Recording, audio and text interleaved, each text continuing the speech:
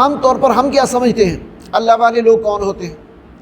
ہم سمجھتے ہیں کہ شاید اللہ والا وہ ہے کہ جس نے کوئی خاص قسم کا لباس پہنا ہو، خاص قسم کی ٹوپی اور کلا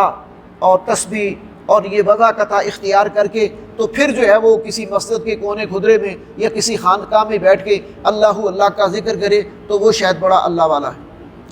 یہاں تو اللہ انہیں اللہ والے کہہ رہا ہے جو میدان جنگ کے اندر جہاد کرتے ہیں۔ اس سے بڑا اللہ والا کون ہوگا جو اللہ کی محبت میں اپنا مال بھی خرچ کرتا ہے اور اپنی جان بھی داؤ پر لگا دیتا ہے؟ بتائیے نا مجھے۔ اللہ والا وہ ہے جو اللہ کے نام کی تسبیح تو پڑھ رہا ہے، لیکن اللہ کے احکامات کی نافرمانی اگر معاشرے میں ہو رہی ہے، اللہ کی حدود کو پامال کیا جا رہا ہے اور اس کے ماتھے پر بل بھی نہیں پڑ رہا، کفر جو ہے وہ طاقتور ہے اور وہ مسلمانوں کا جینا اس نے حرام کر رکھا ہے، اور دوسری طرف ایک اللہ والا وہ ہے کہ وہ غیرت حق میں میدان میں نکلتا ہے، اللہ کے دین کی سربلندی کے لیے میدان میں نکلتا ہے، اور وہاں پھر وہ اللہ سے دعا کرتا ہے ربنا اغفر لنا ذنوبنا واسرافنا فی امرنا وثبت اقدامنا وانصرنا علی القوم الکافرین۔ وہاں پھر وہ یہ دعا کرتا ہے ربنا، اے ہمارے رب، اغفر لنا، بخش دے ہمیں، ذنوبنا، ہمارے گناہ، واسرافنا فی امرنا، اور ہم سے جو ہمارے معاملات کے اندر کوتاہی ہوئی اس سے درگزر فرما، وثبت اقدامنا، اور اے اللہ ہمارے پاؤں کو جما دے، ثابت قدم رکھ، وانصرنا علی القوم الکافرین، اور کافروں کے مقابلے میں ہماری مدد فرما۔ میدان جنگ میں اتر کر تلواروں کے سائے میں اللہ کا نام بلند کیا جائے، دین کی خاطر اپنی جان مال کی قربانی دی جائے، اس سے بڑا اللہ والا کوئی نہیں، اس سے بڑا اللہ والا کوئی نہیں۔ یہ ٹھیک ہے امن کے حالات ہوں، نارمل لائف ہے، کوئی خطرہ بھی نہیں ہے، مسلمان بھی سکون سے ہیں، اللہ کا دین بھی غالب ہے، تو پھر تو آپ جو ہے وہ تسبیحات بھی پڑھو، نوافل بھی پڑھو، اور باقی سارے نیکی کے کام جو جن روٹین کے ہو سکتے ہیں، لیکن ایک طرف اللہ کا دین جو ہے وہ مغلوب ہو۔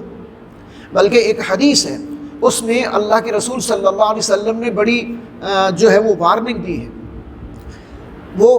بیان کیا کہ بنی اسرائیل کے اندر، بنی اسرائیل ہم سے پہلے امت مسلمہ، ان میں ایک نیک شخص تھا کسی بستی میں، لیکن پوری بستی جو ہے وہ گناہوں کے اندر مبتلا تھی۔ وہ اللہ کا نیک بندہ ایسا تھا کہ کبھی اس نے اللہ کی نافرمانی نہیں کی تھی، لیکن پوری بستی گناہوں میں مبتلا تھی۔ اللہ نے اس بستی پر عذاب بھیجنے کا فیصلہ کر لیا اور جبریل سے کہا کہ جاؤ اس بستی کو زمین سے اٹھا کر پٹخ دو اور تباہ و برباد کر دو۔ جبریل آئے عذاب نافذ کرنے کے لیے۔ جبریل نے دیکھا کہ وہاں تو اللہ کا ایک ایسا نیک بندہ ہے کہ اس نے پلک جھپکنے کے برابر بھی اللہ کی نافرمانی نہیں کی۔ اب جبریل گواہی دے رہے ہیں کہ اللہ وہاں تو تیرا ایک ایسا نیک بندہ بھی ہے جس نے کبھی پلک جھپکنے کے برابر بھی تیری نافرمانی نہیں کی، تو اس کے بارے میں کیا حکم ہے؟ اللہ نے فرمایا کہ پہلے بستی کو اس پر الٹو، پھر دوسروں پر۔ وہ ذاتی نیکی کے اندر پڑا ہوا ہے، میرا دین پامال ہو رہا ہے، میرے احکامات کی بے حرمتی ہو رہی ہے، معاشرہ جو ہے وہ سارا تباہ و برباد ہے، میرے حکم کی نافرمانیاں ہو رہی ہیں، اور اس کو جو ہے وہ صرف اپنی نیکی اور اپنا ذاتی تقویٰ اور اپنی پرہیزگاری جو ہے اس کو لے کے وہ بیٹھا ہوا ہے۔ اللہ کا دین پامال ہو، اللہ کے دین کی اور حدود اللہ کی دھجیاں اڑائی جا رہی ہوں،